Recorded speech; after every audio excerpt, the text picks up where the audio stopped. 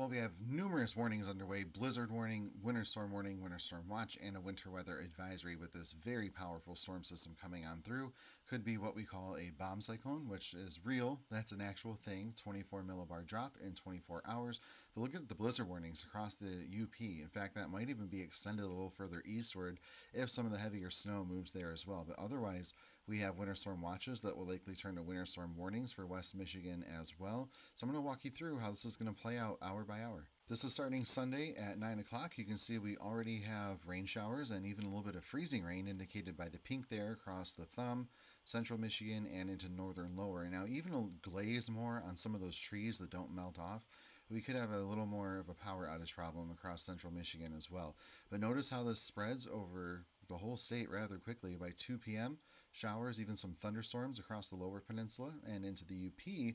We're going to start to transition over to snow very, very quickly. Notice once we get into 6 p.m. here, the UP, you have the wintry mix and freezing rain on the east side, heavy snow and insanely high winds on the west side, and the lower peninsula still has rain, maybe a little bit of freezing rain coming down in some spots.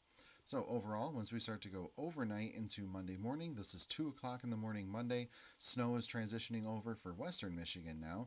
And the reason you see some rain a little higher up is because of the spiral of the low pressure. We kind of wrap that warm air up into the middle of the storm, and we wrap the cold air down around the bottom because the low pressure is going to go pretty much right over Gaylord, Rogers City, and into the greater Sudbury area off to the northeast there. So once again, we're going to transition over to snow through the rest of the day Monday. Winds could be gusting 50 to 60 miles per hour all day Monday, Sunday night, and Monday. This is at 11 a.m. Monday now. We still have that strong snow banding coming on by, and that's going to last pretty much through until sunset, and then we'll start to see things taper off a little bit more. So here's the snow map that I have issued, and again, this includes Sunday through Monday, all the way into Monday evening, and this is one of the crazier ones that I've put out, because I am going up to 36 inches for some parts of the Upper Peninsula. So there's going to be a lot of lake enhancement coming off Lake Superior, and that might contribute to a couple locally higher amounts, even in northern lower Michigan, where some of those intense lake effect bands set up.